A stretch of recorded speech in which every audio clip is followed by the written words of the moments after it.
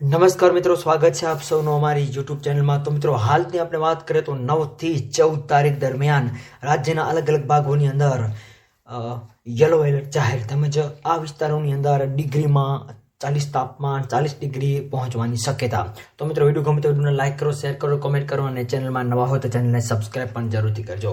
તો મિત્રો, હાલની આપણે વાત કરીએ તો માર્ચ મહિનાની શરૂઆતની અંદર જ મિત્રો ગરમીમાં વધારો જોવા મળી રહ્યો છે। એવામાં મિત્રો હજુ પણ આગામી દિવસોની અંદર 40 ડિગ્રી આસપાસ તાપમાન રહે એવું હાલ અનુમાન લગાવવામાં આવી રહ્યું છે મિત્રો, જેની સમગ્ર નવી અપડેટ જેમ આવતી જશે એમાં અમે તમને જણાવતા રહીશું।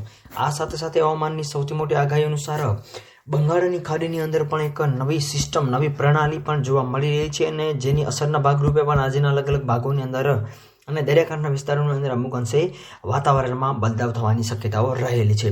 તમે મિત્રો, બંગાળની ખાડીની અંદર રચાયેલી એટમોસ્ફિયર સર્ક્યુલેશન સિસ્ટમ જે છે એ ધીમે ધીમે ભારત તરફ આગળ વધી રહી છે અને તે મુજબ પૂર્વ અને દક્ષિણ પૂર્વીય પ્રદેશોની અંદર આની અનુભવ જોવા મળશે અને અમુક અંશે વરસાદ જોવા મળી શકે છે એવું અનુમાન લગાવવામાં આવી રહ્યું છે। તેમજ મિત્રો, બીજી બાજુ આપણે વાત કરીએ તો 9 થી 14 માર્ચના સમયગાળા દરમિયાન આપણે વાત કરીએ તો ભારે પવન અમુક અંશે મુકાઈ શકે છે અને બીજી બાજુ 30 થી 50 કિલોમીટર પ્રતિ કલાકની ઝડપે દરિયાકાંઠા વિસ્તારોની અંદર પવન ફૂંકાવાની શક્યતાઓ જે છે એ હાલ વ્યક્ત કરવામાં આવી રહી છે।